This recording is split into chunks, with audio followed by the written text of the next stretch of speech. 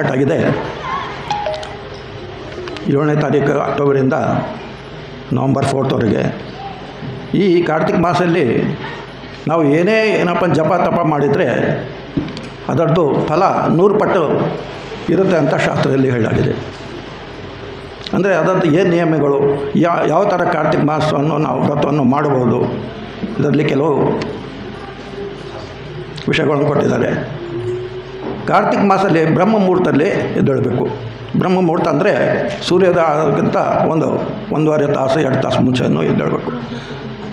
ಮತ್ತು ಗೀತಾ, ಭಾಗವತ್ ಮತ್ತು ಚೈತನ್ಯ ಚರಿತ್ರಾಮೃತವನ್ನು ಪಾಠವನ್ನು ಮಾಡಬೇಕು. ಮತ್ತು ಭಗವಂತನ ಪವಿತ್ರ ನಾಮವನ್ನು ಜಪ ಮಾಡಬೇಕು.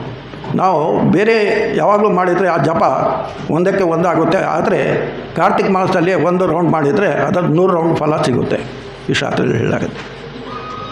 ಮತ್ತು ಭಗವಂತ ದಾಮೋದರನ ದೀಪದಾನವನ್ನು ಮಾಡಬೇಕು, ದೀಪವನ್ನು ಬೆಳೆಸಬೇಕು. ಮತ್ತು ದಾಮೋದರಷ್ಟವನ್ನು ಹಾಡಬೇಕು ಅಥವಾ ಕೇಳಿ ಭಗವಂತನಿಗೆ ದೀಪವನ್ನು ಬೆಳೆಸಬೇಕು. ಮತ್ತು ತುಳಸಿ ಸೇವೆಯನ್ನು ಮಾಡಬೇಕು, ತುಳಸಿಯನ್ನು ಪ್ರದಕ್ಷಿಣೆ ಮಾಡಬೇಕು, ತುಳಸಿ ಸೇವೆಯನ್ನು ಮಾಡಬೇಕು. ಮತ್ತು ಭಗವಂತನ ಶುದ್ಧ ಭಕ್ತರ ಕಥೆಯನ್ನು ಕೇಳಬೇಕು.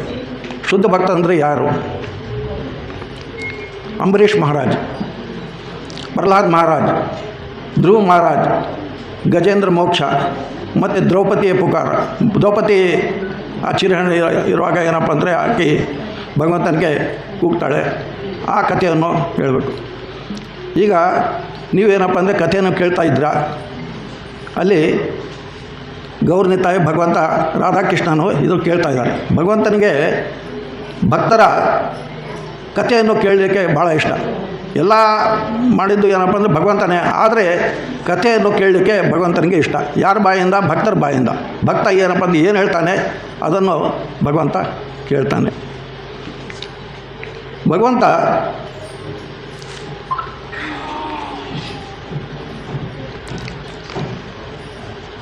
ತಮ್ಮ ಭಕ್ತರಿಗೆ, ಪ್ರಹ್ಲಾದನಿಗೆ ಏನಪ್ಪ ಅಂದರೆ ದರ್ಶನ ಕೊಡಲಿಕ್ಕೆ ಒಂದು ಕಂಬೆಯಿಂದ ಏನಪ್ಪ ಅಂದರೆ ಪ್ರಕಟ ಆದನು. ಎರಡನೇದು ದ್ರೌಪದಿಗೆ ದರ್ಶನ ಕೊಡಲಿಕ್ಕೆ ಏನಪ್ಪ ವಸ್ತ್ರ ರೂಪದಲ್ಲಿ ಭಗವಂತ ಬಂದಿದ್ದ. ಮತ್ತು ಧ್ರುವನಿಗೆ ಏನಪ್ಪ ಅಂದರೆ 5ನೇ ವರ್ಷದಲ್ಲಿ ಪ್ರಕಟ ಆಗಿ ಅವನಿಗೆ ದರ್ಶನವನ್ನು ಕೊಟ್ಟಿದ್ದರು. ಮತ್ತು ಗಜೇಂದ್ರ ಏನಪ್ಪ ಅಂದರೆ ಭಗವಂತನಿಗೆ ಯಾವಾಗ ಕೂಗಿದ ಮೇಲೆ ಆವಾಗ ಏನಪ್ಪ ಅಂದರೆ ಗಜೇಂದ್ರಗೆ ದರ್ಶನ ಕೊಟ್ಟಿದ್ದು. ಮತ್ತು ಇನ್ನೊಂದು, ಈ ಕಾರ್ತಿಕ ಮಾಸದಲ್ಲಿ ನೀವು ಈ ಇಲಿಯ ಏನಪ್ಪ ಅಂದರೆ ದೃಷ್ಟಾಂತನ ಕೇಳಿದ್ರಿ. ಒಂದು ಸಲ ಒಂದು ಭಕ್ತ ಭಗವಂತನಿಗೆ ಏನಪ್ಪ ಅಂದರೆ ದೀಪವನ್ನು ಹಚ್ಚಿ ಅಲ್ಲಿ ಇಟ್ಟು ಏನಪ್ಪ ಹೋಗಿಬಿಡ್ತಾನೆ. ಅಲ್ಲಿ ಹಸುವಿನಿಂದ ಒಂದು ಇಲಿಯನ್ನು ಬರುತ್ತೆ, ಎಲ್ಲರೂ ಕೇಳಬೇಕು. ಆ ಇಲಿ ಬಂದು ಏನಪ್ಪ ಅಂದರೆ ಅಲ್ಲಿ ಆ ಬತ್ತಿ ಏನು ಇರುತ್ತಲ್ಲ, ಅದಕ್ಕೆ ತುಪ್ಪ ಇರುತ್ತಲ್ಲ, ಅದು ತಿನ್ನಬೇಕು ಕುಡಿಬೇಕಂತ ಏನಪ್ಪ ಅಂದರೆ ಆ ಇಲಿ ಬರ್ತಾನೆ. ಬಂದು ಏನಪ್ಪ ಅಂದರೆ ಆ ಬತ್ತಿಗೆ ಏನಪ್ಪ ಅಂದರೆ ತಿನ್ಬೇಕಂತ ಬತ್ತಿ ಹತ್ರ ಹೋದ್ಕೊಳ್ಳಿ ಏನಪ್ಪ ಅಂದರೆ ಆ ಇಲಿಯ ಕೂದಲು ಇರ್ತಾವಲ್ಲ, ಆ ದೀಪದ ಏನಪ್ಪ ಅಂದರೆ ಅದು ಆ ಇಲಿಗೆ ಏನಪ್ಪ ಹತ್ಕೊಂಡ್ಬಿಡುತ್ತೆ. ಹತ್ಕೊಂಡ್ಕೊಳ್ಳಿ ಏನಪ್ಪ ಅಂದರೆ ಅದು ಅವನು ದೇಹವನ್ನು ಸುಡಲಿಕ್ಕೆ ಸ್ಟಾರ್ಟ್ ಆಗುತ್ತೆ. ಅವನು ಗಾಬರಿ ಆಗಿಬಿಡ್ತಾನೆ. ಗಾಬರಿ ಆಗಿ ಏನಪ್ಪ ಅಂದರೆ ಹೆಂಗಾದ್ರು ಮಾಡಿ ಅದು ದೀಪ ಬತ್ತಿಯನ್ನು ತೆಗಿಬೇಕಂತ ಆ ಭಗವಂತನ ಮುಂದೆ ಏನಪ್ಪ ಅಂದರೆ ಹಾರ್ತಾನೆ. ಹಾರಿ ಏನಪ್ಪ 1 ಸಲ 2 ಸಲ 3-4 ಸಲ ಏನಪ್ಪ ಹಾರಿ ಆದರೆ ಅದು ದೇಹ ಸುಡಲಿಕ್ಕೆ ಸ್ಟಾರ್ಟ್ ಆದ್ಕೊಳ್ಳಿ ಅಲ್ಲೇ ಜೀವವನ್ನು ಆ ಇಲ್ಲಿ ಬಿಟ್ಬಿಡ್ತಾನೆ. ಬಿಟ್ಟಿದ ಮೇಲೆ ಅದು ಏನಪ್ಪ ಅಂದರೆ ಕಾರ್ತಿಕ ಮಾಸ ಇರುತ್ತೆ. ಕಾರ್ತಿಕ ಮಾಸದಲ್ಲಿ ಅವನು ಯಾವುದೇ ರೂಪಲ್ಲ, ಅಂದರೆ ನಮ್ಗೆ ಗೊತ್ತಿಲ್ಲ ಅವನು ಏನಪ್ಪ ಅಂದರೆ ಅದು ತುಪ್ಪ ತಿನ್ಲಿಕ್ಕೆ ಬಂದಿದ್ದ ಇಲ್ಲಿ. ಬಟ್ ಏನಪ್ಪ ಅಂದರೆ ಆ ಭಗವಂತನ ಮುಂದೆ ಏನಪ್ಪ ಅಂದರೆ 3 ಸಲ ಆರತಿ ಮಾಡಿದ್ರಿಂದ ಆ ಭಗವಂತ ಅವನಿಗೆ ಮೋಕ್ಷವನ್ನು ಕೊಟ್ಟಿದ್ದ. ಅದೇ ಥರ ಈ ಕಾರ್ತಿಕ ಮಾಸದಲ್ಲಿ ನಾವು ಈ ಕೀರ್ತನೆ ಮಾಡೋದ್ರಿಂದ ನಾವು ಮಾಡಿದ ಎಲ್ಲ ಪಾಪಗಳು ಮತ್ತು ಯಾವುದೋ ಸುಳ್ಳು ಮತ್ತು ಛಲ ಕಪಟ ಮಾಂಸಾಹಾರ ವ್ಯಭಿಚಾರ ಇವೆಲ್ಲ ಏನಪ್ಪ ಅಂದರೆ ಇದಕ್ಕೆಲ್ಲ ರಾಮಬಾಣ ಏನಪ್ಪ ಅಂದರೆ ಕೀರ್ತನೆ. ಅಂದರೆ ಈ ಕೀರ್ತನೆ ಶ್ರವಣ ಫಸ್ಟ್ ಶ್ರವಣ ನೀವು ಕೇಳ್ತಾ ಇದ್ದೀರ, ಶ್ರವಣ ಮತ್ತು ಇದು ಕೀರ್ತನೆ. ಇದರಿಂದ ಏನಪ್ಪ ಅಂದರೆ ಇವೆಲ್ಲ ಪಾಪಗಳು ಕ್ಷಣ ಮಾತ್ರದಲ್ಲಿ ಮಾಯ ಆಗಿಬಿಡುತ್ತೆ. ಇನ್ನೊಂದು ಈ ಕಾರ್ತಿಕ ಮಾಸದಲ್ಲಿ ಒಂದು ಶ್ಲೋಕ, ಭಾಗವತದ ಒಂದು ಶ್ಲೋಕ ಓದಿದರೆ ಭಾಗವತದಲ್ಲಿ ಇರೋದು 18,000 ಶ್ಲೋಕಗಳು. ಎಷ್ಟು? 18,000. ಆ 18,000 ಶ್ಲೋಕದ ಫಲ ಸಿಗುತ್ತೆ ಅಂತ ಶಾಸ್ತ್ರದಲ್ಲಿ ಹೇಳಾಗಿದೆ. ಬರೀ ಒಂದು ಶ್ಲೋಕ ಓದಿದರೆ. ಭಾಗವತಂದು ಟೋಟಲ್ 12 ಸ್ಕಂದ, ಅದರಲ್ಲಿ ಇರೋದು 18,000 ಶ್ಲೋಕ. ಆ 18,000 ಶ್ಲೋಕದ್ದು ಫಲ ಆ ಒಂದು ಶ್ಲೋಕದಲ್ಲಿ ನಮಗೆ ಸಿಗುತ್ತೆ. ಯಾವ ಶ್ಲೋಕ ತಿಳ್ಕೊಳ್ಳಿ. ಒಂದು ಎಕ್ಸಾಂಪಲ್: ಕೃಷ್ಣಾಯ ವಾಸುದೇವಾಯ ದೇವಕಿ ನಂದನಾಯ ಚ ನಂದಗೋಪಕುಮಾರಾಯ ಗೋವಿಂದಾಯ ನಮೋ ನಮಃ. ಇದು ಒಂದು ಶ್ಲೋಕ. ಬೇಕಾದಷ್ಟು ಭಾಳ ಶ್ಲೋಕಗಳಿದೆ. ಒಂದು ಶ್ಲೋಕ ನಾನು ಹೇಳಿದೆ. ಆ ಒಂದು ಶ್ಲೋಕ ಹೇಳಿದರೆ 18,000 ಶ್ಲೋಕದ್ದು ಏನಪ್ಪ ಅಂದರೆ ಅದರದ್ದು ಫಲ ಸಿಗುತ್ತೆ. ಮತ್ತು ಈ 18 ಪುರಾಣಗಳು ಇದೆ. ಆ 18 ಪುರಾಣಗಳದ್ದು ನಾವು ಓದಲಿಕ್ಕೆ ಆಗೋದಿಲ್ಲ. ಆದರೆ ಆ 18 ಪುರಾಣದ್ದು ಫಲ ಬರೀ ಆ ಒಂದು ಶ್ಲೋಕ ನಾವು ಓದಿದರೆ, ಆ ಪಠನ ಮಾಡಿದರೆ ಅವೆಲ್ಲ 18 ಪುರಾಣದ ಎಲ್ಲ ಓದಿದ್ದಂಗೆ ಆಗುತ್ತೆ.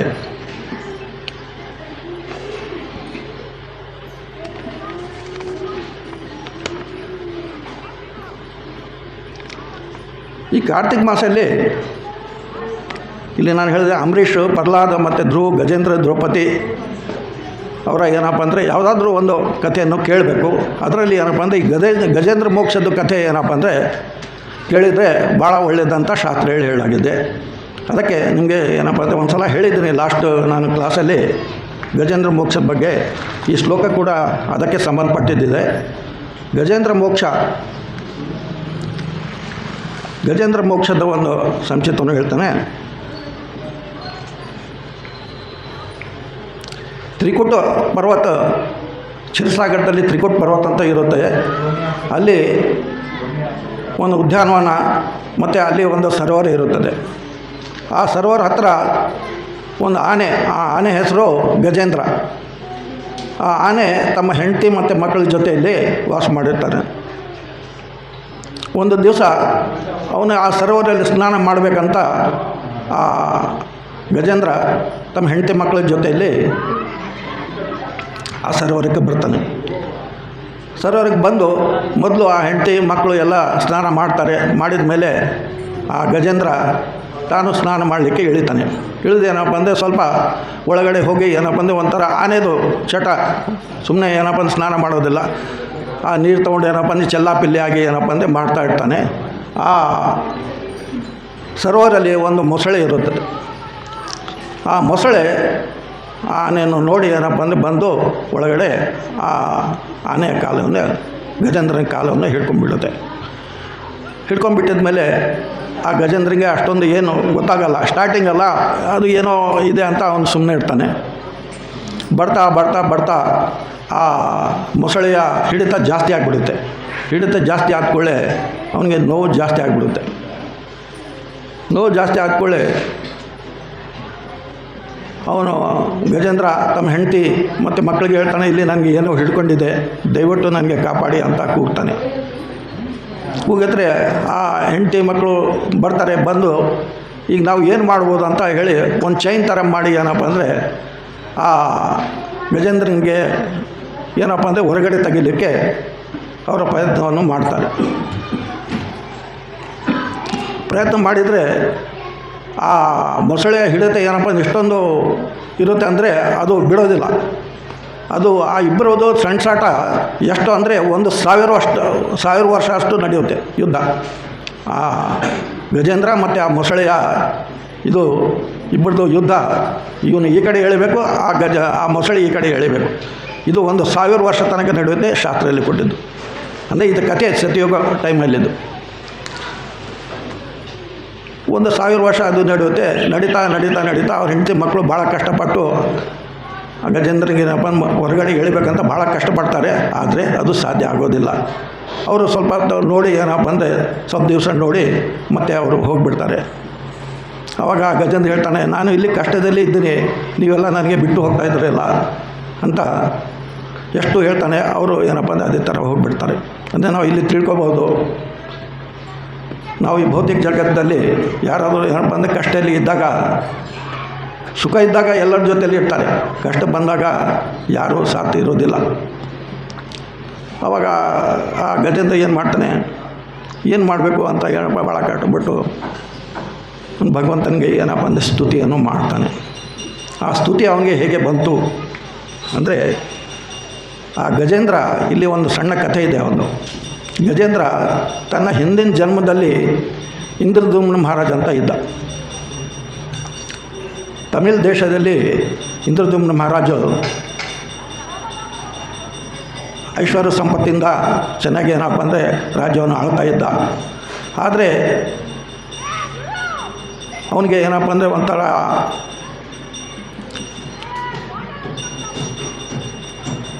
ಅವನು ತನ್ನ ಹೆಂಡತಿ ಮಕ್ಕಳು ಎಲ್ಲ ರಾಜ್ಯವನ್ನು ಬಿಟ್ಟು ಅವನು ಏನಪ್ಪ ಅಂದರೆ ಕಾಡಿಗೆ ಹೋಗಿಬಿಡ್ತಾನೆ. ಕಾಡಿಗೆ ಹೋಗಿ ಒಂದು ಸಣ್ಣ ಕುಟೀರವನ್ನು ಕಟ್ಕೊಂಡು ಅಲ್ಲಿ ಶಿಷ್ಯರೊಂದಿಗೆ ಅಲ್ಲಿ ಏನಪ್ಪ ಅಂದರೆ ಅದು ಇಂದ್ರದ್ಯುಮ್ನ ಮಹಾರಾಜ ಅಲ್ಲೇ ಇರ್ತಾನೆ. ಭಗವಂತನ ನಾಮಸ್ಮರಣೆ ಮಾಡೋದು, ಭಗವಂತನ ಎಲ್ಲ ಧರ್ಮದ ಪ್ರಕಾರ ಏನೇನು ಸೇವೆಗಳನ್ನು ಮಾಡೋದು ಮಾಡ್ತಾ ಇರ್ತಾನೆ. ಒಂದು ದಿವಸ ಆ ಕುಟೀರಕ್ಕೆ ಅಗಸ್ತ್ಯ ಮುನಿ ಬರ್ತಾರೆ. ಅಗಸ್ತ್ಯ ಮುನಿ ಬಂದಾಗ ಈ ಇಂದ್ರದ್ಯುಮ್ನ ಮಹಾರಾಜ ಏನಪ್ಪ ಅಂದರೆ ಭಗವಂತನ ನಾಮಸ್ಮರಣೆಯಲ್ಲಿ ಇರ್ತಾನೆ. ಆದರೆ ಇವರು ಅಗಸ್ತ್ಯ ಮುನಿ ಬಂದಿದ್ದು ಏನಪ್ಪ ಅಂದ್ರೆ ಅಷ್ಟೊಂದು ಅವನು ಗಮನ ಕೊಡೋದಿಲ್ಲ.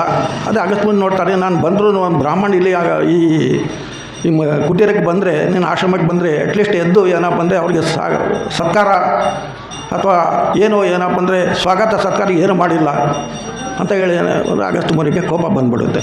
ಕೋಪ ಬಂದು ಅವಾಗ ಆ ಇಂದ್ರದ್ಯುಮ್ನ ಮಹಾರಾಜ್ಗೆ, ನೀನು ಒಂಥರ ಆನೆ ಏನಪ್ಪ ಅಂದರೆ ಬಲದಲ್ಲಿ ಏನಪ್ಪ ಅಂದ್ರೆ ದೊಡ್ಡದಿರ್ತಾನೆ, ಅದೇ ಬುದ್ಧಿ ರೂಪದಲ್ಲಿ ಏನಪ್ಪ ಅಂದರೆ ಅವನು ಅಷ್ಟೊಂದು ಬೆಳೆಯೋದಿಲ್ಲ. ಅವನ ಶರೀರ ಏನಪ್ಪ ದೊಡ್ಡದಿದೆ, ಬಟ್ ಬುದ್ಧಿ ಅಷ್ಟೊಂದು ಚತುರ ಇರೋಂಗಿಲ್ಲ. ಅದಕ್ಕೆ ನೀನು ಏನಪ್ಪ ಅಂದರೆ ಆನೆ ಆಗ್ಬಿಡು ಅಂತ ಶಾಪವನ್ನು ಕೊಡ್ತಾನೆ. ಯಾರಿಗೆ? ಇಂದ್ರದ್ಯುಮ್ನ ಮಹಾರಾಜ್ಗೆ. ಆ ಶಾಪ ಕೊಟ್ಟಿದ ಮೇಲೆ ಈ ಗಜೇಂದ್ರ ಹಿಂದಿನ ಜನ್ಮದಲ್ಲಿ ಏನಿದ್ದಿದ್ದೋ ಆ ಶ್ಲೋಕಗಳು, ಆ ಏನು ಸ್ತುತಿಯನ್ನು ಮಾಡ್ತಾಯಿದ್ದ, ಏನು ಜಪ ತಪ ಏನು ಮಾಡ್ತಾಯಿದ್ದ, ಅದರದ್ದು ಕೆಲವು ಶ್ಲೋಕಗಳು ಅವನಿಗೆ ಈ ಜನ್ಮದಲ್ಲಿ ಕೂಡ ಅವನಿಗೆ ನೆನಪಿರುತ್ತೆ. ಅವನೇನಪ್ಪ ಅಂದರೆ ಗಜೇಂದ್ರ ಅದೇ ಸ್ತುತಿಯನ್ನು ಭಗವಂತನಿಗೆ ಮಾಡ್ತಾನೆ. ಅದೇ ಏನಪ್ಪ ಅಂದರೆ ಇಲ್ಲಿ ಕೊಟ್ಟಿದ್ದು ಏನಪ್ಪ ಶ್ಲೋಕ ಇದೆ, ಆ ಶ್ಲೋಕ ಇಲ್ಲಿ ಅವನು ಆ ಸ್ತುತಿಯನ್ನು ಮಾಡ್ತಾನೆ. ಆ ಶ್ಲೋಕಗಳು ಯಾವುದು? 8ನೇ ಸ್ಕಂದ 3ನೇ ಅಧ್ಯಾಯ 2ರಿಂದ 28ವರೆಗೆ ಏನಪ್ಪ ಅಂದರೆ ಈ ಗಜೇಂದ್ರ ಸ್ತುತಿ ಮಾಡಿದ್ದನ್ನು ನಾವು ಅದರಲ್ಲಿ ನೋಡ್ಬೋದು. ಯಾರ ಹತ್ರ ಭಾಗವತಮ್ ಇದೆ ಅವರು 8:3-28 2ನೇ ಶ್ಲೋಕದಿಂದ 28 ಶ್ಲೋಕ ತನಕ ಆ ಗಜೇಂದ್ರ ಭಗವಂತನಿಗೆ ಸ್ತುತಿ ಮಾಡಿದ್ದು ಇದೆ.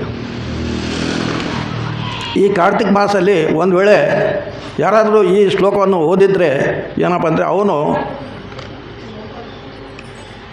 ಪಾರಿವಾರಿಕ ಇರಲಿ, ಶಾರೀರಿಕ ಇರಲಿ, ಯಾವುದೇ ಥರ ಅವನಿಗೆ ಏನಪ್ಪ ಅಂದರೆ ಕಷ್ಟಗಳು ಇರಲಿ, ಈ ಶ್ಲೋಕ ಓದೋದ್ರಿಂದ ಅವನಿಗೆ ಏನಪ್ಪ ಅಂದರೆ ಈ ಎಲ್ಲ ಪಾಪದಿಂದ ಏನಪ್ಪ ಅಂದರೆ ಮುಕ್ತ ಆಗುತ್ತೆ ಅಂತ ಈ ಭಾಗವತ ಮೇಲೆ ಶುದ್ಧ ಮುನಿ ಕೊಟ್ಟಿದ್ದಾರೆ.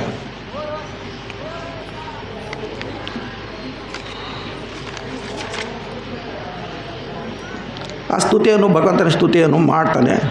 ಮಾಡಿದ ಮೇಲೆ ಅಲ್ಲಿ ವೈಕುಂಠಲ್ಲಿ ಭಗವಂತ ಲಕ್ಷ್ಮೀ ಜೊತೆಯಲ್ಲಿ ಕೂತಿರ್ತಾನೆ. ಈ ಗಜೇಂದ್ರನ ಸ್ತುತಿಯನ್ನು ಕೇಳಿ ಭಗವಂತ ಗರುಡ ಮೇಲೆ ಕೂತ್ಕೊಂಡು ಏನಪ್ಪ ಅಂದರೆ ಅಲ್ಲಿಂದ ಈ ಕಡೆ ಬರ್ತಾನೆ. ಬರ್ತಾಯಿದ್ರೂ ಆ ಗರುಡನ ಸ್ಪೀಡ್ ಹೆಂಗಿರುತ್ತೆ ಅಂದರೆ, ಈಗ ನಾವು ಮನಸ್ಸು ಯಾವ ಥರ ಈಗ ನಮ್ಮ ಮನಸ್ಸು ಇಲ್ಲಿದೆ, ಅಲ್ಲಿ ನ್ಯೂಯಾರ್ಕಲ್ಲಿ ಏನಾಗ್ತಾಯಿದೆ ಅಂದರೆ ಮನಸ್ಸು ನಮ್ಮದು ಅಲ್ಲಿ ಹೋಯ್ತು. ಅದೇ ಥರ ಗರುಡ ಏನಪ್ಪ ಅಂದರೆ ಆ ಸ್ಪೀಡಲ್ಲಿ ಬರ್ತಾ ಇರುತ್ತೆ. ಆದರೆ ಭಗವಂತನಿಗೆ ಏನಪ್ಪ ಅಂದರೆ ಆ ಸ್ಪೀಡ್ ಕೂಡ ಕಡಿಮೆ ಕಾಣಿಸುತ್ತೆ. ನೀನು ಏನಪ್ಪ ಎಷ್ಟು ಸ್ಲೋ ಆಗ್ತಾ ಇದೆಯಲ್ಲ, ಇಲ್ಲಿ ನನ್ನ ಭಕ್ತ ನನಗೆ ಕೂಗ್ತಾ ಇದ್ದಾನೆ, ನೀನು ಎಷ್ಟು ಸ್ಲೋ ಆಗ್ತಾ ಇದೆಯಲ್ಲ ಅಂತ ಗರುಡನಿಗೆ ಇರ್ತಾನೆ.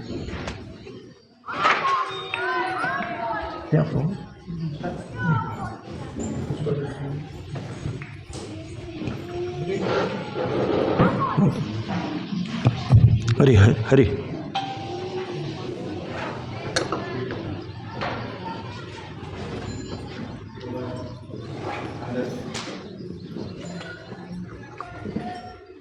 ಹರಿ ಹರಿ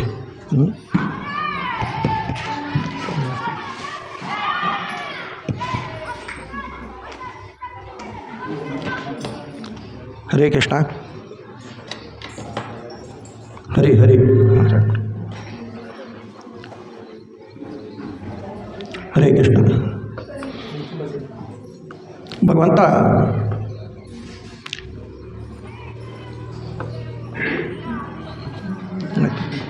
ಅಲ್ಲಿಗೆ ಬರ್ತಾನೆ.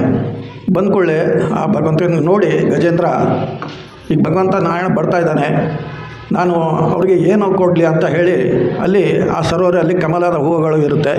ತನ್ನ ಸೊಡ್ಲಿಂದ ಏನಪ್ಪ ಅಂದರೆ ಆ ಒಂದು ಕಮಲವನ್ನು ತಗೊಂಡು ಆ ಭಗವಂತನ ಅರ್ಪಣೆಯನ್ನು ಮಾಡ್ತಾನೆ. ಅಂದರೆ ಭಗವಂತನದ್ದು ಕಮಲ ಅಂದರೆ ಭಗವಂತನ ಕಣ್ಣಿಗೆ ನೇತ್ರ ಕಮಲ, ಮುಖಕ್ಕೆ ಮುಖ ಕಮಲ, ಚರಣ ಕಮಲ, ಈ ಥರ ಏನಪ್ಪ ಅಂದರೆ ಎಲ್ಲದಕ್ಕೂ ಏನಪ್ಪ ಅಂದರೆ ಕಮಲ ಇಷ್ಟ ಅಟ್ಯಾಚ್ ಇರುತ್ತೆ. ಅದಕ್ಕೆ ಆ ಕಮಲವನ್ನು ತಗೊಂಡು ಏನಪ್ಪ ಅಂದರೆ ಭಗವಂತ ಈ ಗಜೇಂದ್ರ ಭಗವಂತನಿಗೆ ಅರ್ಪಣೆಯನ್ನು ಮಾಡ್ತಾನೆ. ಮಾಡಿದ ಕೂಡಲೇ ಆ ಭಗವಂತ ನೋಡಿ ಈ ಮೊಸಳೆ ಏನಿರುತ್ತೆ ಆ ಮೊಸಳೆದು ಒಂದು ಹಿಂದಿನ ಜನ್ಮದ ಒಂದು ಕಥೆ ಇದೆ. ಏನು ಕಥೆ ಅಂದರೆ ಗಂಧರ್ವ ಲೋಕದಲ್ಲಿ ಹುಹು ಅಂತ ಒಂದು ರಾಜ ಇರ್ತಾನೆ. ಆಹಾ ಹುಹು ಅಂತ ಇಬ್ಬರು ರಾಜರು ಇರ್ತಾರೆ, ಅಣ್ಣ ತಮ್ಮಂದರು. ಅದರಲ್ಲಿ ಹೂ ರಾಜ ಏನು ಮಾಡ್ತಾನೆ, ಅವನು ಸರೋವರಲ್ಲಿ ಸ್ನಾನ ಮಾಡ್ತಿರ್ತಾನೆ. ಅಲ್ಲಿ ದೇವಳ ಋಷಿ ಬಂದು ಸ್ನಾನ ಮಾಡಲಿಕ್ಕೆ ಬರ್ತಾರೆ. ಬಂದಾಗ ಆ ಹುಹು ಏನು ಮಾಡ್ತಾನೆ, ಆ ದೇವಳ ಋಷಿದು ಕಾಲವನ್ನು ಎಳಿತಾನೆ. ಹೇಳಿದ್ಮೇಲೆ ಆ ದೇವಳ ಋಷಿ ಏಕದಮ್ ಗಾಬರಿ ಆಗಿಬಿಡ್ತಾರೆ. ಏನು ಯಾರು ಹಿಂಗೆ ಹೇಳಿದ್ರು, ಏನು ಮತ್ತೆ ಮೊಸಳೆ ಬಂತ ಏನು ಅಂತ ಹೇಳಿ ಏನಪ್ಪ ಅಂದರೆ ಅವ್ನು ಗಾಬರಿ ಆಗಿಬಿಡ್ತಾನೆ. ಇವನು ಹುಹು ರಾಜ ಏನಪ್ಪ ಅಂದರೆ ಆ ಥರ ಕಾಲವನ್ನು ಹೇಳ್ತಾನೆ, ನಿನಗೆ ಕಾಲು ಹೇಳೋದು ಭಾಳ ಇಷ್ಟ ಇದೆ, ಅದಕ್ಕೆ ನೀನು ಮೊಸಳೆ ಆಗಿಬಿಡು ಅಂತ ಅವ್ನು ಶಾಪವನ್ನು ಕೊಟ್ಬಿಡ್ತಾನೆ. ಅದೇ ಮೊಸಳೆ ಏನಪ್ಪ ಅಂದರೆ ಇಲ್ಲಿ ಈ ಗಜೇಂದ್ರನ ಕಾಲವನ್ನು ಹಿಡ್ಕೊಂಡಿದ್ದಾನೆ. ಈ ಇಬ್ಬರದು ಏನಪ್ಪ ಅಂದರೆ ಹಿಂದಿನ ಜನ್ಮದ ರಹಸ್ಯ. ಈ ಜನ್ಮದಲ್ಲಿ ಏನಪ್ಪ ಅಂದರೆ ಇಂದ್ರದ್ಯುಮ್ನ ಮಹಾರಾಜ ಗಜೇಂದ್ರ ಆಗಿ ಹುಟ್ಟಿದ್ದಾರೆ. ಮತ್ತು ಆ ಹುಹು ರಾಜ ಈ ಜನ್ಮದಲ್ಲಿ ಮೊಸಳೆ ಆಗಿ ಅವನ ಜನ್ಮವನ್ನು ತಗೊಂಡಿದ್ದಾನೆ. ಇಲ್ಲಿ ಇನ್ನೊಂದು ನಾವು ನೋಡ್ಬೋದು, ಯಾರೇ ಸಂತರು ಅಥವಾ ಋಷಿಗಳು ಶಾಪವನ್ನು ಕೊಟ್ಟರೆ ಆ ಶಾಪದ ಹಿಂದೆ ಒಂದು ವರದಾನ ಅಡಗಿರುತ್ತೆ. ಇಂದ್ರದ್ಯುಮ್ನ ಮಹಾರಾಜು ಸುಮ್ಮನೆ ಏನಪ್ಪ ಅಂದರೆ ಕೂತಿರಂಗಿಲ್ಲ. ಅವನು ಏನಪ್ಪ ಅಂದರೆ ಭಗವಂತನ ನಾಮಸ್ಮರಣೆಯನ್ನು ಮಾಡ್ತಾ ಇರ್ತಾನೆ. ಅಂದರೆ ನಾಮಸ್ಮರಣೆ ಮಾಡುವಾಗ ಏನಪ್ಪ ಅಂದರೆ ಇಲ್ಲಿ ಈ ಅಗಸ್ತ್ಯ ಮುನಿ ಬಂದಿದ್ದ ಅವನಿಗೇನು ಗೊತ್ತು. ಆದರೆ ಭಗವಂತನ ಒಂದು ಲೀಲೆ, ಭಗವಂತ ಏನು ಮಾಡಿದ್ರು ಏನಪ್ಪ ಅಂದರೆ ಅದರ ಹಿಂದೆ ಒಂದು ಕಾರಣ ಇರುತ್ತೆ. ಅವನು ಆ ಹಿಂದಿನ ಜನ್ಮದ್ದು ಏನಾದರೂ ಒಂದು ಕರ್ಮಗಳು ಇರುತ್ತೆ. ಅದರಿಂದ ಏನಪ್ಪ ಅಂದರೆ ಅವನಿಗೆ ಮೋಕ್ಷ ಕೊಡಲಿಕ್ಕೆ ಆ ಭಗವಂತ ಈ ಯಾವುದೇ ಒಂದು ಲೀಲೆಯನ್ನು ಮಾಡ್ತಾನೆ. ಈ ಅಗಸ್ತ್ಯ ಮುನಿ ಕಡೆಯಿಂದ ಏನಪ್ಪ ಅಂದರೆ ಶಾಪವನ್ನು ಕೊಟ್ಟು ಅವನಿಗೆ ಏನಪ್ಪ ಅಂದರೆ ತನ್ನ ಲೋಕಕ್ಕೆ ಕರ್ಕೊಳ್ಳಿಕ್ಕೆ ಇದು ಒಂಥರ ಒಂದು ಲೀಲೆ. ಅದೇ ಥರ ಈ ಮೊಸಳೆದು ಕೂಡ ಅವನು ಏನಪ್ಪ ಅಂದರೆ ಅವನು ಗಂಧರ್ವ ಲೋಕದಲ್ಲಿ ಈ ಥರ ದೇವಲ್ ಋಷಿಗೆ ಏನಪ್ಪ ಅಂದರೆ ಕಾಲವನ್ನು ಎಳೆಯುತ್ತಾನಲ್ಲ, ಅದು ಒಂದು ಲೀಲೆ. ಅದಕ್ಕೆ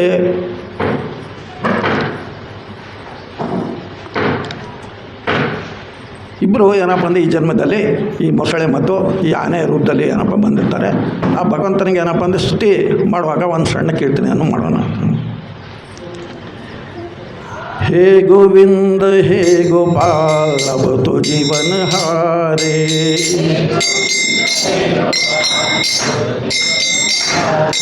हे गोविंद हे गोपाल अब तो जीवन हारे,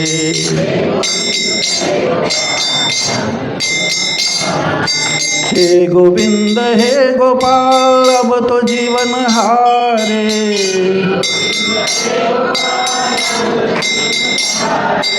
हे गोविंद हे गोपाल अब तो जीवन हारे,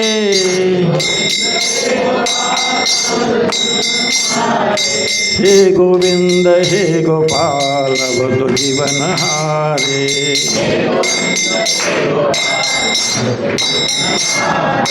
हे गोविंद हे गोपाल वो तो जीवन हारे।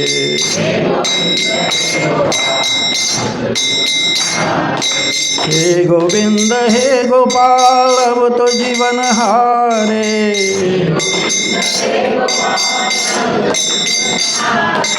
हे गोविंद हे गोपाल वो तो जीवन हारे।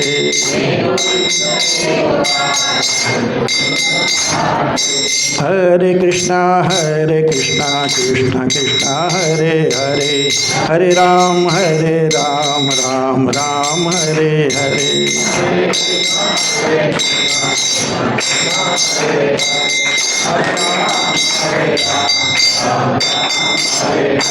हरे कृष्णा कृष्णा कृष्णा हरे हरे, हरे राम राम राम हरे हरे।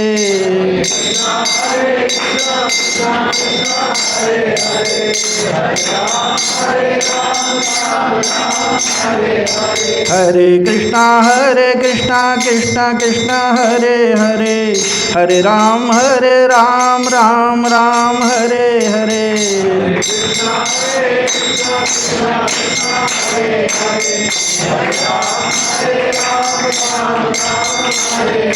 हरे कृष्णा कृष्णा हरे हरे, हरे राम राम राम हरे हरे।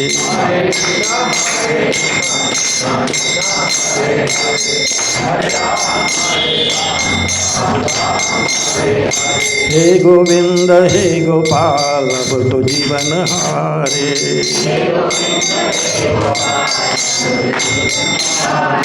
हे गोविंद हे गोपाल अब तो जीवन हारे।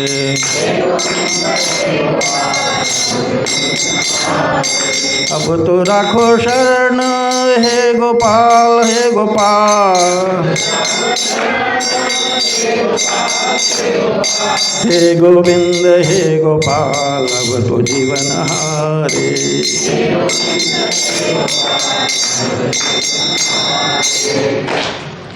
ಈ ಥರ ಆ ಗಜೇಂದ್ರ ಭಗವಂತನಿಗೆ ಸ್ತುತಿಯನ್ನು ಮಾಡ್ತಾನೆ ಅಂತ. ನಾನು ಈಗ ಈ ಮೊಸಳೆಯಿಂದ ನನಗೆ ಭಾಳ ನೋವಾಗ್ತಾಯಿದೆ, ನಾನು ಈ ಜೀವನ ಸಂಘರ್ಷವನ್ನು ಎಲ್ಲ ಸೋತಿದ್ದೀನಿ, ದಯವಿಟ್ಟು ನನಗೆ ಕಾಪಾಡು ಅಂತ ಭಗವಂತನಿಗೆ ಗಜೇಂದ್ರ ಸ್ತುತಿಯನ್ನು ಮಾಡ್ತಾನೆ.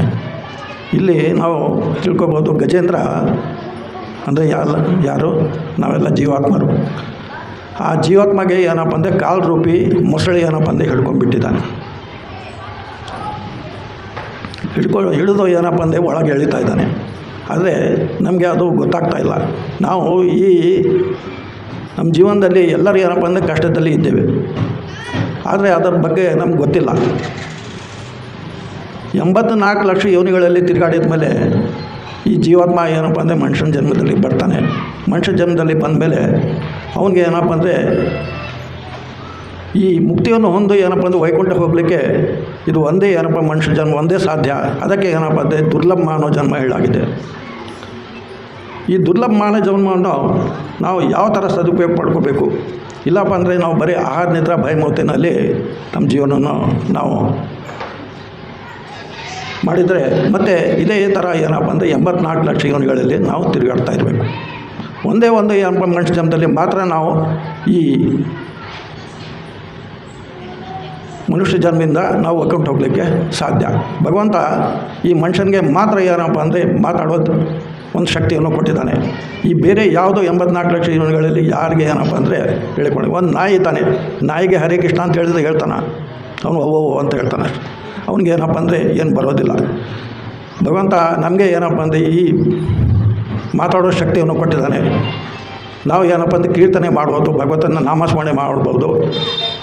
ಈ ಜಗತ್ತು ಯಾರು, ಈ ಸೃಷ್ಟಿಕರ್ತ ಯಾರು, ಈ ಭಗವದ್ಗೀತಾ ಭಾಗವತಮಲ್ಲಿ ಏನಿದೆ ಇದನ್ನು ತಿಳ್ಕೊಂಡು ನನ್ನ ಹತ್ರ ಬರಲಿಕ್ಕೆ ಏನಪ್ಪ ಅಂದರೆ ಅವಕಾಶ ಮಾಡಿಕೊಟ್ಟಿದ್ದಾನೆ ಭಗವಂತ.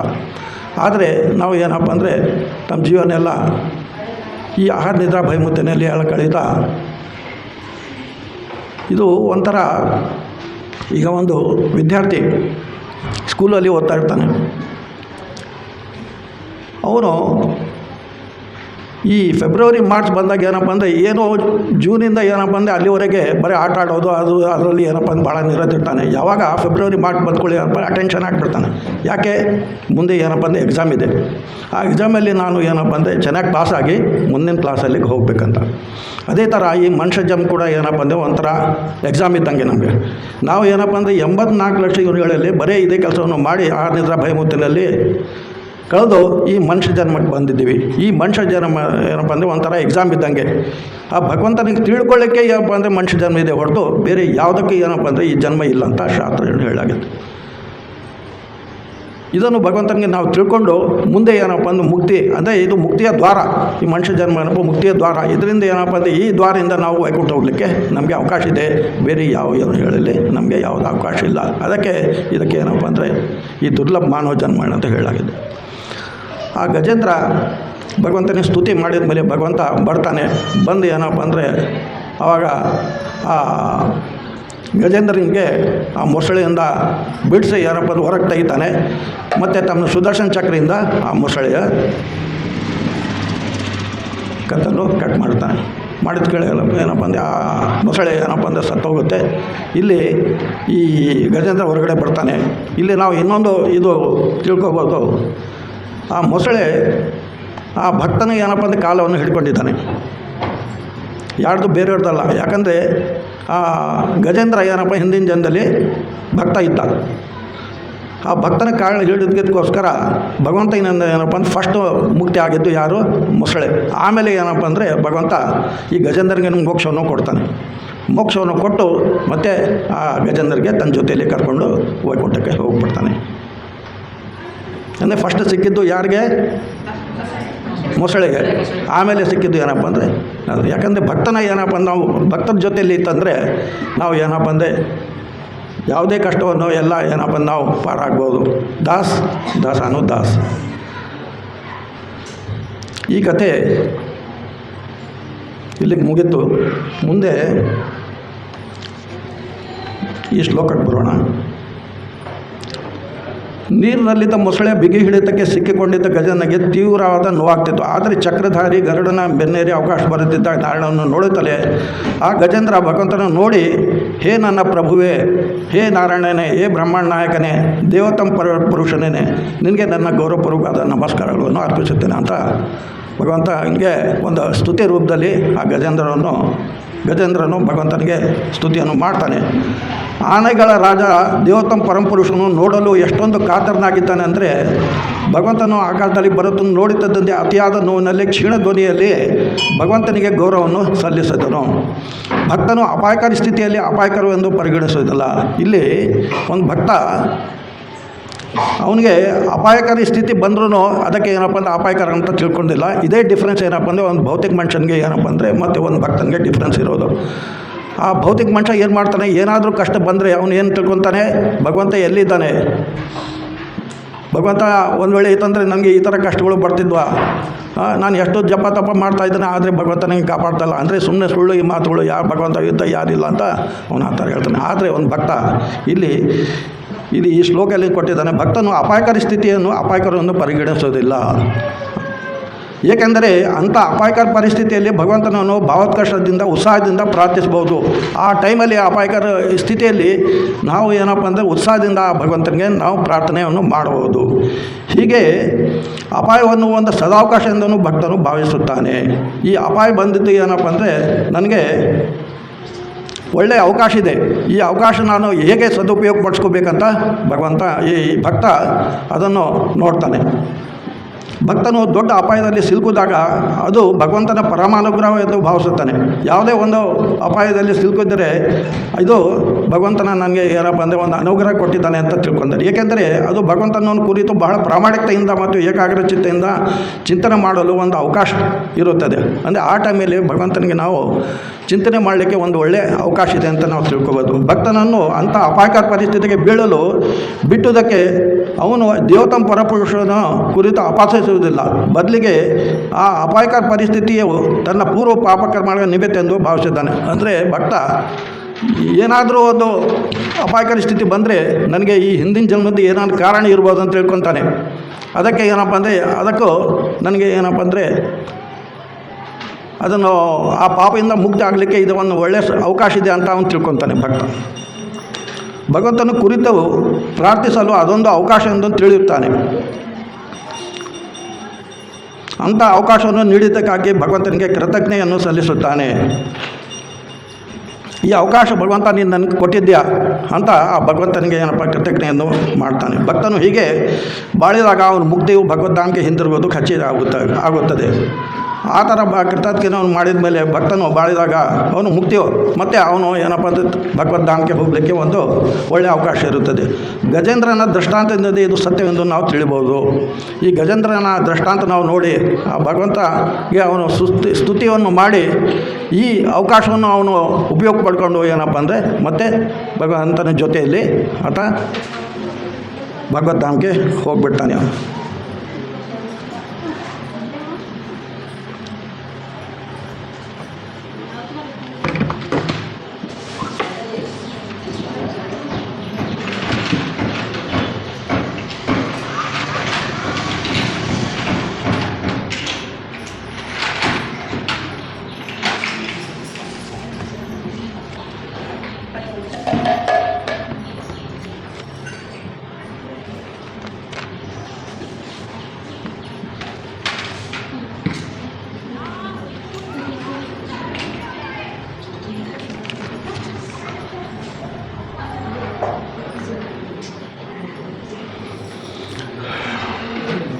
ಇನ್ನೊಂದು ಒಂದು ಸಣ್ಣ ಕಥೆ ಇದೆ. ಸತ್ಯಭಾಮೆ ಕೃಷ್ಣನಿಗೆ ಒಂದು ಸಲ ಕೇಳ್ತಾಳೆ, ನಾನು ನಿನ್ನ ಭಾರ್ಯ ಆಗಲಿಕ್ಕೆ ನಾನು ಏನು ಪುಣ್ಯವನ್ನು ಮಾಡಿದ್ದೀನಿ ಅಂತ ಕೇಳ್ತಾಳೆ. ನಾನು ಯಾವ ಜನ್ಮದಲ್ಲಿ ಏನು ಪುಣ್ಯವನ್ನು ಮಾಡಿದ್ದೀನೇನೋ ಅದಕ್ಕೆ ನಾನು ಈ ಜನ್ಮದಲ್ಲಿ ನಿಮ್ಮ ಭಾರ್ಯೆಯಾಗಿ ಇದ್ದೀನಿ ಅಂತ ಹೇಳಿದ ಮೇಲೆ ಭಗವಂತ ಕೃಷ್ಣ ಹೇಳ್ತಾನೆ, ಒಂದು ಸಲ ನಾರದ ಕೃಷ್ಣನ ಭೇಟಿ ಆಗಲಿಕ್ಕೆ ಕಲ್ಪವೃಕ್ಷದ ಹೂಗಳನ್ನು ತಗೊಂಡು ಕೃಷ್ಣನಿಗೆ ಕೊಡಲಿಕ್ಕೆ ಬರ್ತಾನೆ. ದರ್ಶನ ಮಾಡಿ ಆ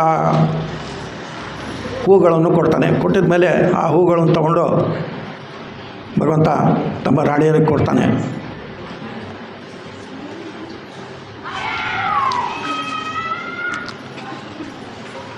ಸತ್ಯಭಾಮೆಗೆ ಕೃಷ್ಣ ಹೇಳ್ತಾನೆ ಅಂದರೆ, ಹಿಂದಿನ ಜನ್ಮದಲ್ಲಿ ಒಂದು ದೇವಶರ್ಮ ಅಂತ ಬ್ರಾಹ್ಮಣ ಇರ್ತಾನೆ. ಅವನಿಗೆ ಗುಣವತಿ ಅಂತ ಒಬ್ಬಳು ಮಗಳಿರ್ತಾಳೆ ದೇವಶರ್ಮಗೆ. ಆ ಗುಣವತಿಗೆ ಆ ದೇವಶರ್ಮ ಬ್ರಾಹ್ಮಣರ ಶಿಷ್ಯಲ್ಲಿ ಒಂದು ಚಂದ್ರಶರ್ಮ ಅಂತ ಶಿಷ್ಯರಿರ್ತಾರೆ. ಆ ಚಂದ್ರಶರ್ಮಗೆ ಆ ಗುಣವತಿಯನ್ನು ಕೊಟ್ಟು ಮದುವೆ ಮಾಡ್ತಾನೆ ಬ್ರಾಹ್ಮಣ, ಯಾರೋ ದೇವಶರ್ಮ. ಇದೇ ಥರ ಮಾಡ್ತಾ ಒಂದು ದಿವಸ ಅವರು ದೇವಶರ್ಮ ಮತ್ತು ಚಂದ್ರಶರ್ಮ ಇಬ್ಬರು ಕುಶ ಏನಪ್ಪ ಅಂತ ತೊಗೊಂಡು ಬರಲಿಕ್ಕೆ ಕಾಡಿಗೆ ಹೋಗ್ತಾರೆ. ಕಾಡಿಗೆ ಹೋದ್ಮೇಲೆ ಅಲ್ಲಿ ಒಂದು ಎದುರಿಗೆ ರಾಕ್ಷಸಿ ಬರ್ತಾಳೆ. ಆ ರಾಕ್ಷಸಿ ಬಂದು ಇವರು ಆ ರಾಕ್ಷಸಿಗೆ ನೋಡಿ ಇಬ್ಬರು ಹಂಚ್ಕೊಂಡ್ಬಿಡ್ತಾರೆ. ಏನು ಮಾಡ್ತಾಳೆ ಏನಂತ. ಅಷ್ಟೊತ್ತಿಗೆ ಏನಪ್ಪ ಅಂತ ರಾಕ್ಷಸಿ ಇಬ್ಬರನ್ನು ತಿಂದುಬಿಡ್ತಾಳೆ, ಚಂದ್ರಶರ್ಮ ಮತ್ತು ದೇವಶರ್ಮಗೆ. ತಿಂದಮೇಲೆ ಆಮೇಲೆ ಈ ಗುಣವತಿ ಮಗಳಿಗೆ ಏನಪ್ಪ ಅಂದರೆ ಗೊತ್ತಾಗುತ್ತೆ, ತನ್ನ ಗಂಡ ಮತ್ತು ತಂದೆ ಇಬ್ಬರು ಆ ರಾಕ್ಷಸಿಗೆ ಬಲಿಯಾದ್ರ ಅಂತ ತಿಳ್ಕೊಂಡು ಏನಪ್ಪ ಅಂದರೆ ಆಕೆಗೆ ಭಾಳ ದುಃಖ ಆಗುತ್ತೆ. ಮನೆಯಲ್ಲಿ ಎಲ್ಲ ಇರೋ ಸಾಮಾನುಗಳನ್ನೆಲ್ಲ ಸೇಲ್ ಮಾಡಿ ಅವ್ರಿಗೆ ಅಂತರ್ಸಂಕಾರವನ್ನು ಮಾಡಿ ಅವರು ಏನಪ್ಪ ಅಂದರೆ ಆಕೆ ಗುಣವತಿ ತಮ್ಮ ಜೀವನವನ್ನು ನಡೆಸ್ತಾ ಇರ್ತಾಳೆ. ಆಕೆ ಏನಪ್ಪ ಅಂದರೆ ಆ ಭಗವಂತನ ಧರ್ಮದ ಬಗ್ಗೆ ಎಲ್ಲ ಕಾರ್ಯಗಳನ್ನು ಮಾಡ್ತಾ 2 ವ್ರತವನ್ನು ಕರೆಕ್ಟಾಗಿ ಮಾಡ್ತಾ ಇರ್ತಾಳೆ. ಒಂದು ಏಕಾದಶಿ, ಎರಡನೇದು ಈ ಕಾರ್ತಿಕ್ ಮಾಸದಲ್ಲಿ ಏನೇನು ನಿಯಮಗಳನ್ನು ಮಾಡಿದ್ದನ್ನು ನಾನು ನಿಮ್ಗೆ ಹೇಳ್ದಲ್ಲ, ಆ ನಿಯಮಗಳನ್ನು ಪಾಲಿಸುತ್ತಾ ತಮ್ಮ ಜೀವನವನ್ನು ಸಾಕ್ತಾ ಇರ್ತಾಳೆ.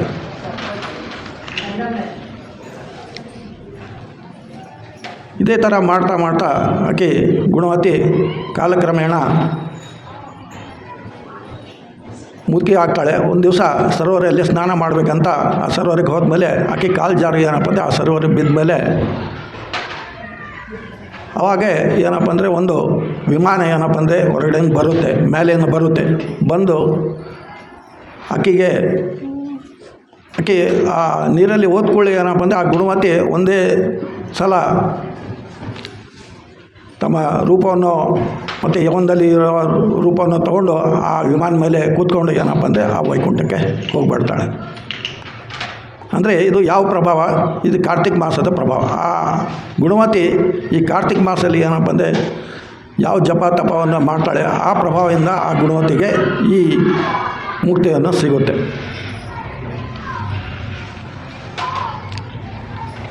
ಆ ಕೃಷ್ಣ ಹೇಳ್ತಾನೆ, ಆ ದೇವಶರ್ಮನೇ ಈಗ ನಿನ್ನ ಇರೋ ತಂದೆ ಸತ್ರಾಜಿತ, ಮತ್ತು ಈ ಚಂದ್ರಶರ್ಮ ನಿನ್ನ ಗಂಡ ಏನಪ್ಪ ಅಕ್ರೂರ, ಮತ್ತು ಗುಣವತಿ ನೀನೇನಿದೆಯಲ್ಲ ಈಗ ನೀನು ಸತ್ಯಭಾಮೆ ಅಂತ ಹೇಳ್ತಾನೆ. ಸತ್ಯಭಾಮೆ ಏನಪ್ಪ ಅಂದರೆ ಹಿಂದಿನ ಜನ್ಮದಲ್ಲಿ ಗುಣವತಿ, ಅವನ ಗಂಡ ಅಕ್ರೂರ ಮತ್ತು ತಂದೆ ಸತ್ರಾಜಿತ. ಆ ಕಾರ್ತಿಕ್ ಮಾಸಲ್ಲಿ ಜಪ ತಪ ಮಾಡೋದ್ರಿಂದ ಆಕೆಗೆ ಈ ಜನ್ಮದಲ್ಲಿ ಕೃಷ್ಣನ ಭಾರ್ಯೆಯಾಗಿ ಕೇಳ್ತಾಳೆ. ಇದನ್ನು ನಾವು ತಿಳ್ಕೊಬೋದು. ಈ ಕಾರ್ತಿಕ್ ಮಾಸಲ್ಲಿ ನಾವು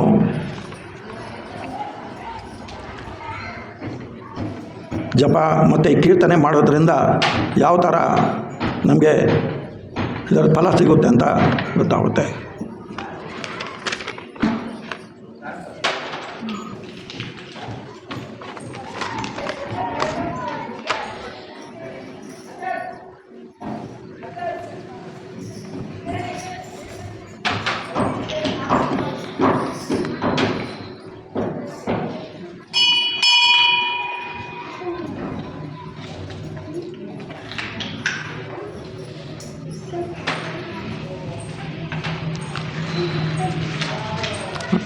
ಆ ಸಂತರು,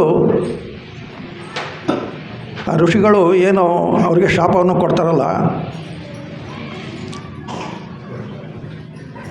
ಅದೇ ಥರ ಎಕ್ಸಾಂಪಲ್ ನಾವು ಈ ಅಜಾಮಿಲ್ದು ಎಕ್ಸಾಂಪಲ್ನೂ ತಗೋಬೋದು. ಅಜಾಮಿಲ್ ಕೂಡ, ನೀವು ಅಜಾಮಿಲ್ ಕಥೆ ಗೊತ್ತಿರಬೇಕು ನಿಮಗೆ.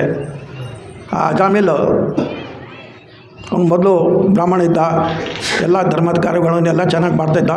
ಒಂದು ವೈಶ್ಯ ಸವಾಸದಿಂದ ಏನಪ್ಪ ಅಂದರೆ ಅವನು ಚೇಂಜ್ ಆಗಿ ಅವನು ಮತ್ತೆ ಮಾಡಲಾರ್ದು ಎಲ್ಲ ಕೆಲಸಗಳನ್ನು ಮಾಡ್ತಾಯಿರ್ತಾನೆ.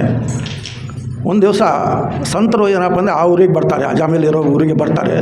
ಆ ಬಂದಮೇಲೆ ಅವರು ರಾತ್ರಿ ಕಳಿಬೇಕಂತ ಅಲ್ಲಿ ಯಾರಿಗೆ ಕೇಳ್ತಾರೆ, ಇಲ್ಲಿ ಯಾರಾದರೂ ಭಕ್ತ ಇದ್ದಾರಾ ನಾವು ಉಳ್ಕೊಳ್ಳಿಕ್ಕೆ ಅಂತ ಕೇಳಿದರೆ ಒಬ್ಬತ್ತ ನೋಡಿ ಏನಪ್ಪ ಅಂದ್ರೆ ಬೇಕಂತ ಆ ಅಜಾಮಿಲ್ ಹೆಸರನ್ನು ಹೇಳ್ತಾನೆ.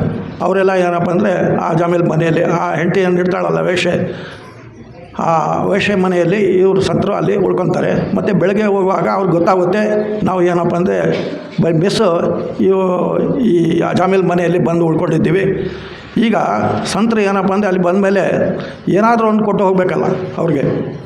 ಅದೇ ಥರ ಏನಪ್ಪ ಅಂದರೆ ಆಕೆ ಆ ವೇಷೆ ಪ್ರೆಗ್ನೆಂಟ್ ಇರ್ತಾಳೆ. ಆ ಪ್ರೆಗ್ನೆಂಟ್ ಏನಪ್ಪ ಅಂದರೆ ಮುಂದೆ ನಿನಗೆ ಮಗ ಹುಟ್ಟುತ್ತೆ, ಆ ಮಗನಿಗೆ ಏನಪ್ಪ ಅಂದರೆ ನಾರಾಯಣ ಅಂತ ಹೆಸರಿಟ್ರಿ ಅಂತ ಹೇಳಿ ಆ ಸಂತರು ಹೋಗ್ಬಿಡ್ತಾರೆ. ಆಮೇಲೆ ಕಾಲಕ್ರಮೇಣ ಅವನಿಗೆ ಒಂದು ಮಗ ಆಗುತ್ತೆ, ಅವ್ನು ನಾರಾಯಣ ಅಂತ ಅವ್ರಿಗೆ ಹೆಸರಿಟ್ಟಿದ ಮೇಲೆ ಅದು ಕಥೆ ನಿಮ್ಗೆ ಗೊತ್ತೇ ಇದೆಲ್ಲ. ಲಾಸ್ಟ್ಗೆ ಎಂಡಿಂಗಲ್ಲಿ ಅವನು ಏನಪ್ಪ ಅಂದರೆ ನಾರಾಯಣ ಆ ಯಮದೂತರು ಬಂದಾಗ ಆ ನಾರಾಯಣ ಅಂತ ಹೇಳಿ ಆತ ನಾರಾಯಣ ಅಂತ ತಮ್ಮ ಮಗನಿಗೆ ಕೂಗ್ತಾನೆ. ಅವನು ಏನಪ್ಪ ಅಂದರೆ ವಿಷ್ಣು ದೂತರು ಅವ್ರು ಬಂದು ಏನಪ್ಪ ಅಂದರೆ ಆ ಅಜಾಮಿಲ್ಗೆ ಕಾಪಾಡ್ತಾರೆ. ಮತ್ತು ಕಾಲಕ್ರಮೇಣ ಆತ ಹರಿದ್ವಾರಕ್ಕೆ ಹೋಗಿ ನಾನು ಒಂದು ಸಲ ನಾರಾಯಣ ಅಂತ ಹೇಳಿದರೆ ನನಗೆ ಏನಪ್ಪ ಅಂದರೆ ಇದರಿಂದ ನನಗೆ ಮುಕ್ತಿ ಸಿಕ್ತು, ನಾನು ಅಖಂಡ ನಾಮಸ್ಮರಣೆ ಮಾಡಿದರೆ ನನಗೆ ಎಷ್ಟು ಒಳ್ಳೆಯದಾಗುತ್ತೆ ಅಂತ ಹೇಳಿ ಆತ ಹರಿದ್ವಾರಕ್ಕೆ ಹೋಗಿ ಭಗವಂತನ ನಾಮಸ್ಮರಣೆ ಮಾಡಿ ಭಗವಂತನ ವೈಕುಂಠಕ್ಕೆ ಮತ್ತೆ ಹೋಗ್ತಾನೆ.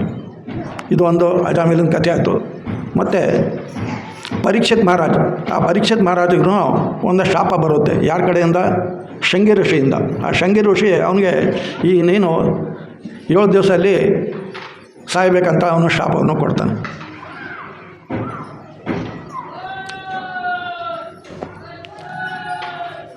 ಅದು ಒಂದು ಆ ಶಾಪ ಅವನಿಗೆ ಒಂದು ವರದಾನ ಗಿಟ್ಟರ್ನಾಗಿ ಅವನು ಏನಪ್ಪ ಅಂದರೆ 7 ದಿವಸ ಇದು ಭಾಗವತಮ್ಮನ್ನು ಶುಕ್ತಾಲೆಯಲ್ಲಿ ಕೇಳಿ ಮತ್ತು ಅವನು ವೈಕುಂಠಕ್ಕೆ ಸೇರ್ತಾನೆ ಪರೀಕ್ಷಿತ್ ಮಹಾರಾಜ್. ಇನ್ನೂ ಎಕ್ಸಾಂಪಲ್ ಯಾವುದಿದೆ ನಿಮ್ಗೆ ಗೊತ್ತಿದೆಯಾ? ಸಂತರು ಏನಪ್ಪ ಅಂದರೆ ಏನಾದರೂ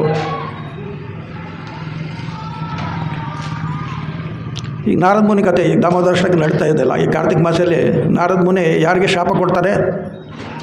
ಕುಬೇರನ ಮಕ್ಕಳು ನಲ್ಕುಬೇರ್ ಮತ್ತು ಮಣಿಗಿರಿಗೆ. ಅವರು ಏನಪ್ಪ ಅಂದರೆ ಈ ಸಂತರು ಬಂದರೂ ಕೂಡ ಅವರು ಏನಪ್ಪ ಅಂದರೆ ಮನಸ್ಸಿಗೆ ಬಂದಂಗೆ ಅಲ್ಲಿ ನೀರಲ್ಲಿ ಚಲಾಟವನ್ನು ಆಡ್ತಿರ್ತಾರೆ. ನೀವು ಏನಪ್ಪ ಅಂದರೆ ನಿಮಗೆ ಬಟ್ಟೆ ಇದ್ರೂ ಬೆತ್ತಲೆಯಾಗಿ ಏನಪ್ಪ ಅಂದರೆ ನೀವು ನೀರಲ್ಲಿ ಸ್ನಾನ ಮಾಡ್ತಾಯಿದ್ದೀರ. ನೀವು ಮರಗಳು ಆಗಿ ಭೂಮಿಯಲ್ಲಿ ಬರಬೇಕಂತ ಒಂದು ಶಾಪವನ್ನು ಕೊಡ್ತಾರೆ. ಕೊಟ್ಟಿದ ಮೇಲೆ ಮತ್ತು ಭಗವಂತ ಕೃಷ್ಣ ದ್ವಾಪರಯುಗದಲ್ಲಿ ಈ ಉಕ್ಕಲ್ಬಂಧನ ಲೀಲೆಯನ್ನು ಮಾಡ್ತಾ ಆ ಇಬ್ಬರಿಗೆ ಏನಪ್ಪ ಅಂದರೆ ನಂದ ಮಹಾರಾಜ್ ಮನೆ ಎದುರುಗಡೆ ಎರಡು ಏನಪ್ಪ ಅಂದರೆ ಆ ಮರಗಳ ರೂಪದಲ್ಲಿ ಈ ಯಮಲಾರ್ಜುನ ಅಂದರೆ ಇವರು ಇಬ್ಬರು ನಲ್ಕುಬ್ಬರು ಮತ್ತು ಹೈಗಿರು ಇರ್ತಾರೆ. ಆ ಒರಳಿನಿಂದ ಆ ಇಬ್ಬರ ಉದ್ಧಾರವನ್ನು ಭಗವಂತ ಮಾಡ್ತಾನೆ. ಅಂದರೆ ನಾರದ ಈ ಶಾಪವನ್ನು ಕೊಟ್ಟಿದ್ರು ಅವ್ರಿಗೆ ಏನಾಯಿತು, ಇಬ್ಬರಿಗೆ ಮತ್ತು ಭಗವಂತನ ದರ್ಶನ ಆಗಿ ಅವರು ಮತ್ತೆ ತಮ್ಮ ಲೋಕಕ್ಕೆ ಹೋಗ್ಬಿಟ್ರು. ಭಗವಾನ್ಗೆ ಇಚ್ಛಾಕ್ಕೆ ಬಗರ್ ಪತ್ತಾ ನೈತ ಹಿಲ್ತಾ ಅಂತ ಹೇಳ್ತೀವಲ್ಲ ನಾವು, ಭಗವಂತನ ಆಜ್ಞೆ ಇಲ್ಲದೆ ಒಂದು ಗಿಡದ ಏನಪ್ಪ ಅಂದ್ರೆ ಒಂದು ಎಲೆ ಕೂಡ ಅಲ್ಲಾಡೋದಿಲ್ಲ ಅಂತ. ಯಾವಾಗ ಸನಕ್ ಸನಂದನ್ ಸನಾತನ್ ಮತ್ತು ಸನತ್ ಕುಮಾರರು ವಿಷ್ಣು ಲೋಕಕ್ಕೆ ಹೋಗ್ತಾರೆ ಒಂದು ಸಲ ಭಗವಂತನ ದರ್ಶನ ಮಾಡಬೇಕಂತ, ಅಲ್ಲಿ ದ್ವಾರದಲ್ಲಿ ಜರ ಇರ್ತಾರೆ. ಅವರಿಬ್ಬರು ಇವ್ರಿಗೆ ಒಳಗೆ ಬಿಡೋದಿಲ್ಲ. ನೀವೇನಪ್ಪ ಹುಡುಗರು ಯಾರೋ ಅಂತ ಹೇಳಿ ಏನಪ್ಪ ಅಂದರೆ ಅವ್ರಿಗೆ ಒಳಗೆ ಬಿಡೋದಿಲ್ಲ. ಆಮೇಲೆ ಇವರು ಸನಕ್ ಸನಂದನ ಋಷಿಗಳು ಅವ್ರಿಗೆ ಶಾಪವನ್ನು ಕೊಟ್ಟು ಅವ್ರಿಗೆ 3 ಜನ್ಮದಲ್ಲಿ ನೀವು ಭೂಮಿ ಲೋಕಕ್ಕೆ ಹೋಗಬೇಕು ಅಂದರೆ ಆವಾಗ ಮತ್ತೆ ಅವರು ಕ್ಷಮಾಪಣೆ ಕೇಳ್ತಾರೆ. ದಯವಿಟ್ಟು ನಮಗೆ ಏನಪ್ಪ ಅಂದರೆ ಕ್ಷಮೆ ಮಾಡಿರಿ, ನಾವು ತಿಳ್ಳಾರ್ದೆ ನಿಮಗೆ ಒಳಗೆ ಬಿಡಲಿಲ್ಲ.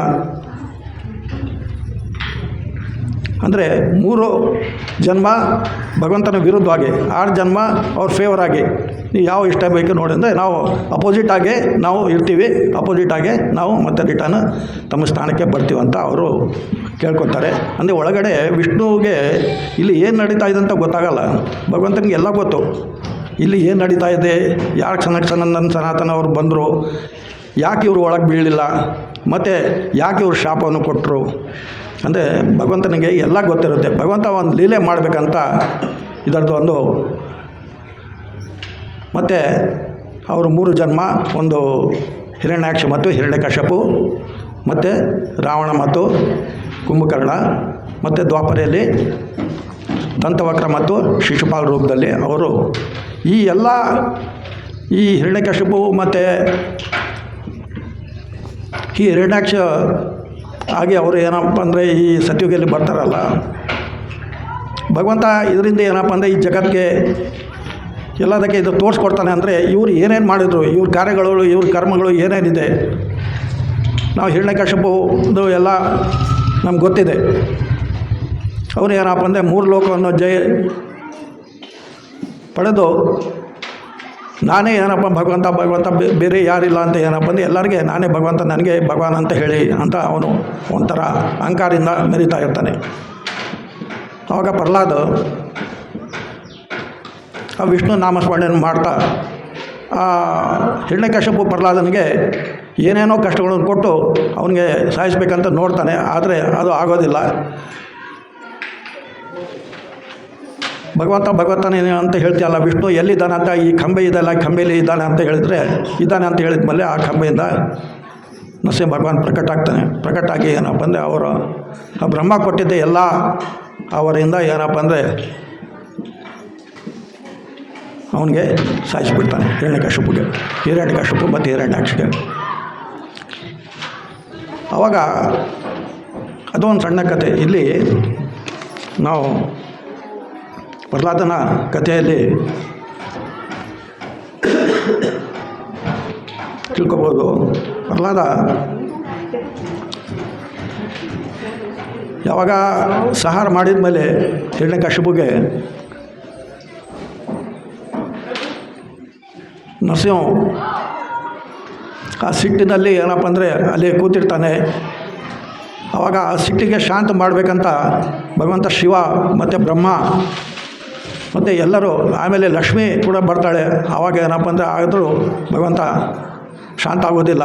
ಆವಾಗ ಬ್ರಹ್ಮ ಮತ್ತು ಇವರು ಶಿವ ಸೇರಿ ಏನಪ್ಪ ಅಂದರೆ ಆ ಪ್ರಹ್ಲಾದಕ್ಕೆ ಮುಂದೆ ಮಾಡ್ತಾರೆ. ನಿನ್ನ ಕಡೆಯಿಂದ ಏನಪ್ಪ ಅಂದರೆ ಭಗವಂತ ಪ್ರಕಟ ಆದರು, ನೀನೇ ಏನಪ್ಪ ಅಂದರೆ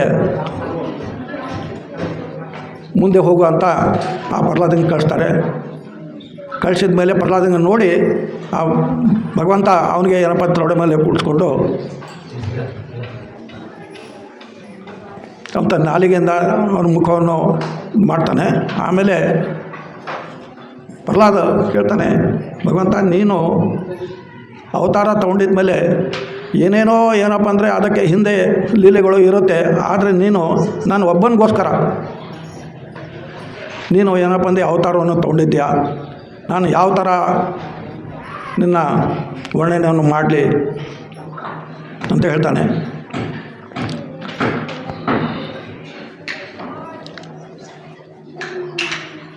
ಆ ಭಗವಂತ ಪ್ರಹ್ಲಾದನಿಗೆ ಕೇಳ್ತಾನೆ, ನಿನಗೆ ಯಾವುದು ವರ ಬೇಕು ಕೇಳು, ನಾನು ಈಗ ಕೊಡ್ತೀನಿ ಅಂತ ಹೇಳಿದರೆ ಆವಾಗ ಆ ಪ್ರಹ್ಲಾದ ಹೇಳ್ತಾನೆ, ನನ್ನ ತಂದೆ ಹಿರಣ್ಯಕಶಿಪು ಹತ್ರ ಏನು ಇರಲಿಲ್ಲ, 3 ಲೋಕದ ರಾಜ್ಯ ಇತ್ತು, ಎಲ್ಲ ಇತ್ತು, ಆದರೆ ಅವನ ಅಹಂಕಾರದಿಂದ ನಾನೇ ಭಗವಂತ ಅಂತ ಹೇಳಿ ನಿಮ್ಮ ಕೈಯಿಂದ ಏನಪ್ಪ ಅಂದರೆ ಅವರು ಸಹರಾದರು.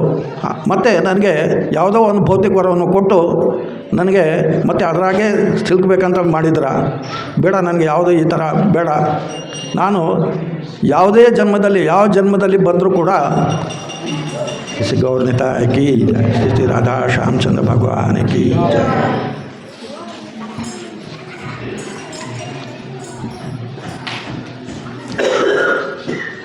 ನಾನು ಯಾವುದೇ ಜನ್ಮದಲ್ಲಿ ಇದ್ದರೆ ಸಹ ನಿನ್ನನ್ನು ಮರಿಬಾರ್ದು, ಯಾವುದೇ ಜನ್ಮ ಬಂದರೂ ಕೂಡ ನಿನ್ನನ್ನು ಮರಿಬಾರ್ದು ಅಂತ ವರವನ್ನು ಕೇಳ್ತಾನೆ. ಮತ್ತು ನನ್ನ ತಂದೆ ಏನು ತಮ್ಮ ಅಹಂಕಾರದಿಂದ ಏನಪ್ಪ ಅಂದರೆ ಆತ ನಿನ್ನಿಂದ ಸಹರಾದ, ದಯವಿಟ್ಟು ಅವನಿಗೆ ಕ್ಷಮೆ ಕೊಡಬೇಕಂತ ಕೇಳ್ತಾನೆ. ಯಾರು? ಪ್ರಹ್ಲಾದ. ಆವಾಗ ನರಸಿಂಹ ದೇವರು ಹೇಳ್ತಾರೆ, ಭಗವಂತ ನಾನು ಯಾವಾಗ ಅವನಿಗೆ ಸಹಾರವನ್ನು ಮಾಡಿದೆ ಆವಾಗ ಅವನು ಮುಕ್ತಾಗ್ಬಿಟ್ಟ. ಮುಕ್ತಾಗಿ ಏನಪ್ಪ ಅಂದರೆ ಅವನು ವೈಕುಂಠಕ್ಕೆ ಹೋಗ್ಬಿಟ್ಟ. ಅವನೇ ಅಲ್ಲ, ಅವನ ಹಿಂದೆ ಇರುವ 21 ಪೀಳಿಗೆಗಳು ಕೂಡ ಅವನ ಜೊತೆಯಲ್ಲಿ ಉದ್ಧಾರ ಆಗಿಬಿಟ್ಟಿದೆ. ಮತ್ತು ನೀನು ಹೀಗೆ ರಾಜನಾಗಿ ಮುಂದೆ ಈ ರಾಜ್ಯವನ್ನು ಆಳಿ ಒಂದು ದಿವಸ ನನ್ನ ಲೋಕಕ್ಕೆ ನೀನು ಬರ್ತೀಯ ಅಂತ ಅವನಿಗೆ ವರವನ್ನು ಕೊಟ್ಟು ಭಗವಂತ ನರಸಿಂಹ ಭಗವಾನ್ನ ಏನಪ್ಪ ಅಂದರೆ ತಮ್ಮ ಲೋಕಕ್ಕೆ ಹೋಗಿಬಿಡ್ತಾರೆ. ಮತ್ತು ನಾವು ಈ ದ್ರೌಪದಿ ಕತೆ ಮತ್ತು ಅಂಬರೀಷ್ ಕತೆ ಎಲ್ಲ ನಾವು ಏನಪ್ಪ ಅಂದರೆ ಇದರಿಂದ ನೋಡಬಹುದು, ಕೇಳಬಹುದು.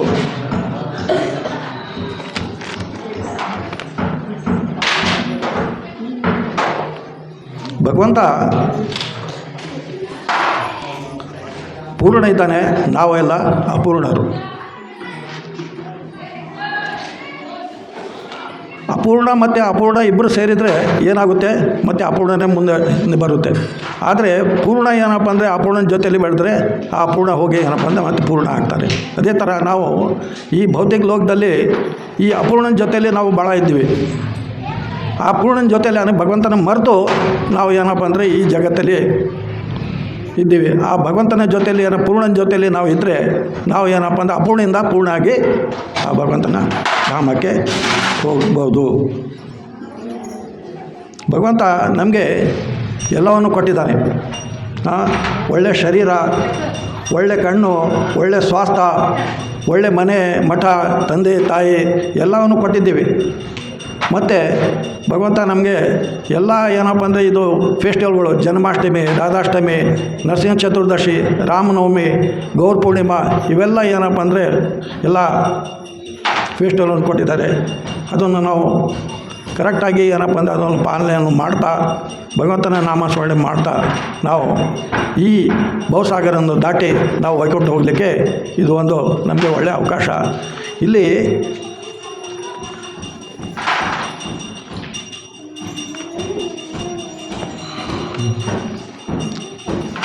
ಯಾವ ಥರ ಹಿಂದಿನ ಟೈಮಲ್ಲಿ ಒಂದು ಲವ್ ಲೆಟರ್ ಬಂದರೆ ನಾವು ಅದನ್ನು ಯಾವ ಥರ ಓದ್ತೀವಿ. ಈಗ ಏನಪ್ಪ ಅಂದರೆ ನೆಟ್ ಇದೆ, ಇಂಟರ್ನೆಟ್ ಇದೆ, ಎಲ್ಲ ಅದರಲ್ಲಿ ಏನಪ್ಪ ಅಂದರೆ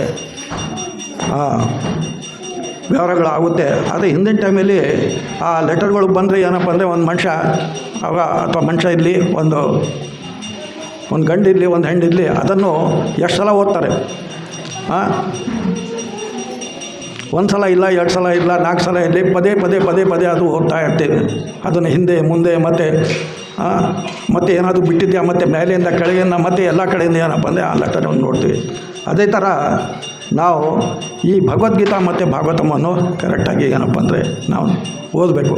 ಯಾವ ಥರ ಆ ಲೆಟರನ್ನು ನಾವು ಓದ್ತೀವಲ್ಲ, ಅದೇ ಏನಪ್ಪ ಅಂದರೆ ಒಂದು ಏಕಾಂತದಲ್ಲಿ ಏನಪ್ಪ ಅಂದರೆ ಈ ಭಗವದ್ಗೀತಾ ಮತ್ತು ಈ ಭಾಗವತಂ ನಾವು ಓದಬೇಕು.